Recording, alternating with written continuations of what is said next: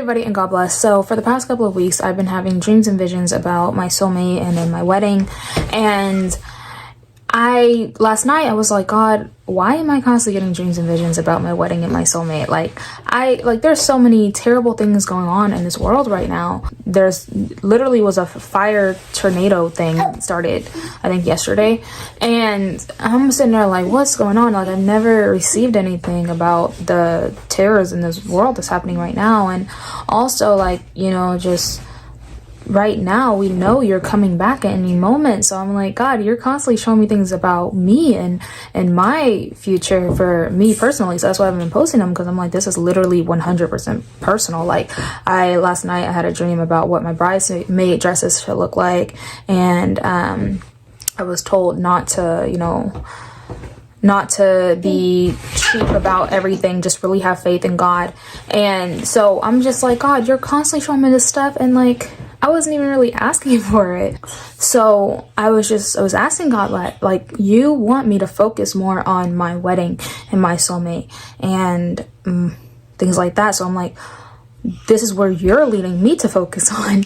And I've had people say to me in between the lines, like, oh, we really shouldn't be focusing on things like that, and you need to like move on. And I did have like back in like May, and I was told to stop focusing on my soulmate at that point. And then I was given a certain amount of days to stop focusing, and then I could start focusing again.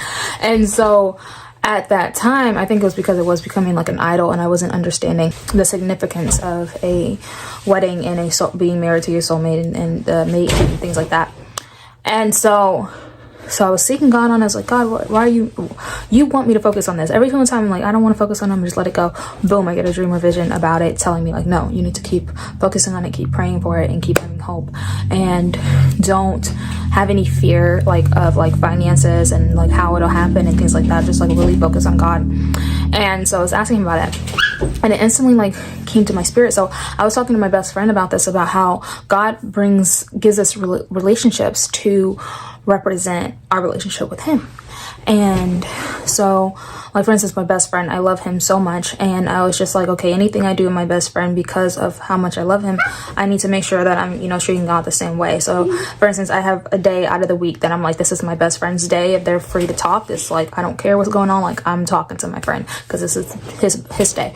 And so I'm like, okay, well, I have to do the same thing with God, isolate a day for God that's like, all right, I'm gonna just talk to God all day, and the Sabbath. So that's pretty much just examples. And I do that to just make sure that my relationships with my friends do not become idols. But also, it's not just that, but it's just like, it's common sense. Like, your relationships that God puts in your life should represent, like, be a reflection on how you treat God. And also, how you treat God will reflect on how you treat them. So it's like a vice versa thing. And so when I was thinking about this, I was like, so okay, weddings, what is the symbology with God? What is it? And instantly I started thinking the wedding supper of the Lamb. And I was like, that's it. God wants me to focus on him coming back, his wedding supper, things that's going to happen after the shift change, things like that. He wants me to continue to focus on that, because when I focus on those things, I have joy, I have peace, I have calmness. I'm not worried about 5 million things that's going on in this world.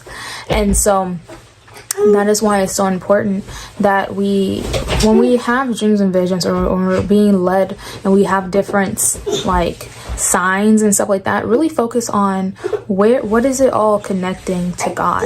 What is God trying to get me to see?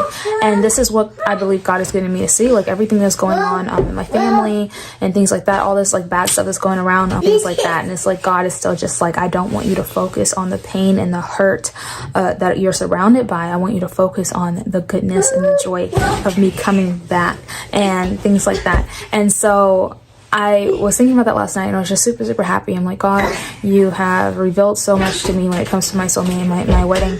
And now it's like, now I'm understanding that it is, again, I'm not overly focused on this wedding that's going to happen. I am focused on your wedding supper, Lamb. I'm focused on you coming back.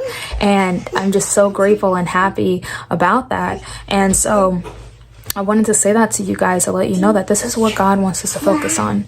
Yes, we're surrounded by all this pain and this horror and things like that, but he wants us to focus on the joy of him coming back. He wants us to focus on getting ourselves right for him to come back.